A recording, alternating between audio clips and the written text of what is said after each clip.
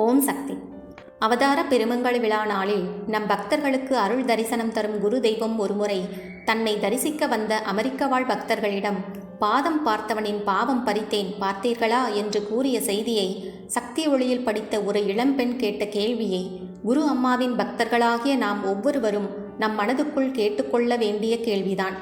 சக்தி அம்மா, பொதுவாக பிறந்த நாள் என்றால் நமக்கு அன்பானவர்களுக்கு பிடித்தமான மிகச் சிறப்பான பரிசு பொருட்களை கொடுப்போம் இல்லையா?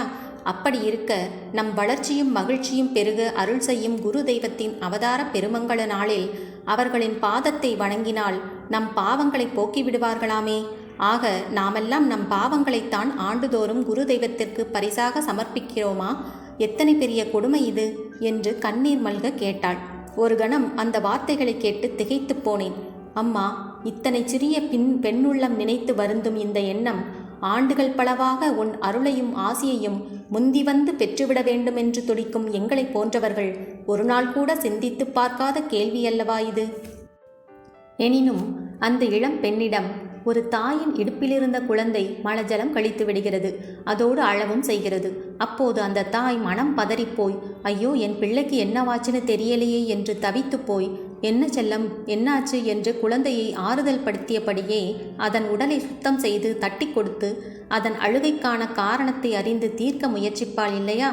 அந்த தாயின் பாசமும் பரிவும் தானம்மா நம் அன்னையின் பாத தரிசனம் பார்த்தவர்களின் பாவம் பறிக்கும் காரியமும் என்று பதிலளித்தேன்.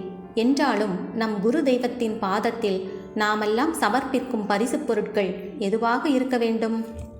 அம்மா, எங்கள் ஊரில் உள்ள ஏழைகளுக்கு அன்னதானம், ஆடைதானம், கல்விதானம் செய்தோம். உளவார பணி செய்தோம். கிராமங்களுக்கு சென்று மரக்கன்றுகள் கொடுத்தோம். அனாதை இல்லம், முதியோர் இல்லம் போன்ற இடங்களுக்கு போய் சிறப்பான விருந்தளித்து அவர்களுடன் நாமும் உண்டோம். தெருவில் பசியோடு இருப்பவர்களுக்கு அன்னதானம், ஆடைதானம் செய்தோம். ஏழை எளிய மக்கள் உழைத்து பிழைக்க தேவையான உபகரணங்கள் கொடுத்து சமுதாய பணி செய்தோம். மேலும் அனைவரும் ஓரிடத்தில் கூடி வருவோர் போவோர்க்கெல்லாம் இனிப்புகள் வழங்கி அம்மாவின் மகிமைகளை எடுத்து கூறி அம்மாவின் புகழை பரப்பினோம். மேலும் எங்களால் முடிந்த அளவு ஆன்மாக்களை மருவத்தூருக்கு அழைத்து வந்து அம்மாவின் தரிசனம் பெற வைத்தோம் என்று நாம் செய்த நல்லவற்றையெல்லாம் அம்மாவின் திருப்பாதத்தில் சமர்ப்பித்தல்தானே குரு தெய்வமாம் நம் பங்காரு தாய்க்கு நாம் தரக்கூடிய அவதார பெருமங்கள விழா நாளின் பரிசாக அமைய முடியும். குரு தெய்வமும் அதைத்தானே இத்தனை ஆண்டுகளாய் நமக்கு உணர்த்தி வந்திருக்கிறார்கள். உணர்ந்தோமா? இனியேனும் செய்வோமா? ஓம் சக்தி.